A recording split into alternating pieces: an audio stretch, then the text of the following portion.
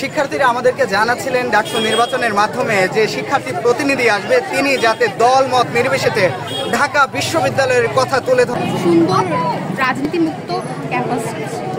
আজ ডাকসু নির্বাচন, আর এই নির্বাচনকে ঘিরেই নানান উৎসাহ উদ্দীপনার মধ্য দিয়ে শিক্ষার্থীরা ভোট কেন্দ্রগুলোতে ভোট দিতে আসছেন এবং শিক্ষার্থীদের প্রত্যাশা এই নির্বাচনের মধ্য দিয়ে দায়িত্বশীল একজন শিক্ষার্থী প্রতিনিধি নির্বাচিত হবেন, যিনি শিক্ষার্থীদের অধিকার আদায়ের লক্ষ্যে কথা বলে যাবেন। যারাই নির্বাচনে প্রতিনিধি হয়ে আসবে তারা সকল ধর্ম বর্ণ এবং সকল রাজনীতির ঊর্ধ্বে গিয়ে ঢাকা বিশ্ববিদ্যালয়ের শিক্ষার্থীদের হয়ে কথা বলবে, এটি আমাদের অবশ্যই ভালো, খুব সুন্দর অনুভূতি। একটি উৎসবমুখর পরিবেশের মধ্যে আমাদের এই ভোটটা সম্পন্ন হচ্ছে এবং ভোটের আগ পর্যন্ত পরিবেশটা খুব ভালো ছিল। আমরা চাইবো যে ভোটের পরেও এই পরিবেশটা বজায় থাকবে এবং আমাদের সকলের খুব ভালো লাগছে। আমরা প্রথমবারের মতো ডাকসু নির্বাচনে অংশগ্রহণ করছি, ভোট দিচ্ছি।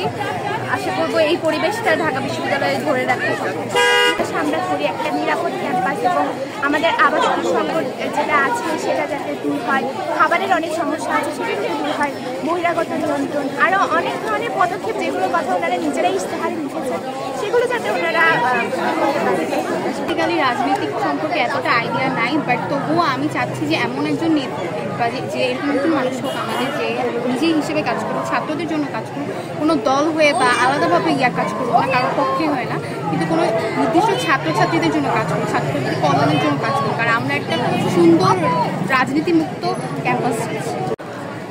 অনুভূতি ঢোকার সময় তো খুবই এক্সাইটেড ছিলাম কীভাবে ভোট দিব না দিব।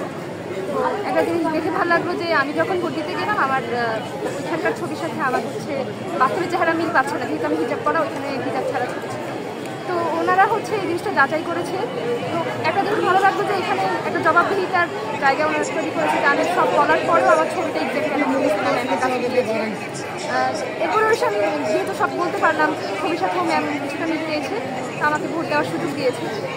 আমি ভিতরে যখন গেলাম অনেকগুলো যেহেতু ভোট দিতে হচ্ছে, যার জন্য আমরা কিছু লিখে এনেছি, তাও দেখা গেছে যে অনেক কিছু ভুলে যাচ্ছি যে এটাতে কাটে দিব।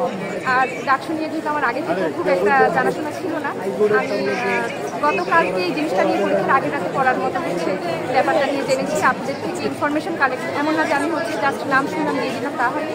আমি সবার সম্পর্কে কিছু ইনফরমেশন কালেক্ট করেছি, দেন ভোট দেওয়ার কেমন প্রত্যাশা। আর প্রত্যাশা সম্পর্কে আমি এখন কিছু বলতে পারছি না। কেমন নেতৃত্ব চান? নেতৃত্ব চাই যেন শিক্ষার্থী বান্ধবী হয়, অ্যাকচুয়ালি আমাদের শিক্ষার্থীদের জন্য কাজ করবে, যে সকল ইশতেহার বা যে জিনিসগুলো ওনারা বলেছে যে আমাদের শিক্ষার্থীদের জন্য করবে, সেটা যেন আসলেই বাস্তবায়ন করতে পারে। আর যেহেতু 1 বছরের ডাকছে, আমরা আশা করবো যেন সামনের বছরও এটা চলমান থাকে, সেই প্রত্যাশাই রাখবে। শিক্ষার্থীরা আমাদেরকে জানাচ্ছিলেন তাদের ভোট দেওয়ার অভিজ্ঞতার কথা এবং শিক্ষার্থীরা প্রত্যাশা করছেন এই নির্বাচনের মাধ্যমে যে প্রার্থী জয়ী হবেন এবং তিনি যাতে ঢাকা বিশ্ববিদ্যালয়ের কথা বলেন, তিনি যাতে সাধারণ শিক্ষার্থীদের কথা বলেন এবং শিক্ষার্থীদের নানা অধিকার আদায়ের লক্ষ্যে যে আন্দোলন সংগ্রাম, সেই সংগ্রামের যাতে পাশে থাকে, এমনটি কিন্তু প্রত্যাশা করছেন ঢাকা বিশ্ববিদ্যালয়ের এই ডাকসু নির্বাচনে ভোট দিতে আসা শিক্ষার্থীরা। আজকে ডাকসু নির্বাচনের ভোট গ্রহণ শুরু হয়েছে, সকাল থেকেই ভোট গ্রহণ চলছে। তো এখন পর্যন্ত যেহেতু ঘণ্টাখানিক হয়েছে, এখন পর্যন্ত ভোটের পরিবেশ সুস্থ রয়েছে। তো আমরা আশাবাদী যে আজকের পুরো দিনটি আমাদের জন্য ভালো যাবে এবং আমরা মনে করছি যে এই ভোটের যে উপস্থিতি এবং ভোটারদের যে উচ্ছ্বাস, সেটা আমরা শেষ পর্যন্ত ধরে রাখতে পারবো এবং বিষয়টি মানুষ সেভাবে কাজ করবো। আরেকটি বিষয়টি, আমরা বিশ্ববিদ্যালয় প্রশাসন কিন্তু নির্বাচনের দিন প্রার্থীরা কীভাবে কাজ করবে বা কোনো লিফলেট দেওয়া যাবে কিনা, টোকেন দেওয়া যাবে কিনা, ব্যাপারে তারা কোনো নির্দেশনা দেয়নি। কিন্তু না দেওয়া সত্ত্বেও কিছু কিছু শিক্ষক কিন্তু টোকেন দেওয়ার সময় বা লিফলেট দেওয়ার সময়, ছোটো টোকেন দেওয়ার সময় তারা কিন্তু বাধা প্রদান করছে। যারা বিভিন্ন দলের মতদর্শী, এরা বিভিন্ন বাধা সৃষ্টি করছে। আমরা মনে করছি যে বিশ্ববিদ্যালয় প্রশাসন তারা তাদের জায়গা থেকে তার নিরাপত্তা ভূমিকা পালন করবে, যেহেতু তারা কোনো নির্দেশনা দেয়নি। তো সেক্ষেত্রে তারা কোনো ধরনের বাধা প্রদান করা থেকে বিরত থাকবে। সো ভিতরে আমাদের 129টা বুথ আছে অ্যান্ড 19টা টেবল আছে।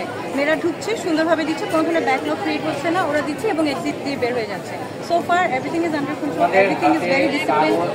সবাইকে আপনারা দেখছেন খুব স্পন্টেনিটির সাথে যাচ্ছে। So far so good. Thank you.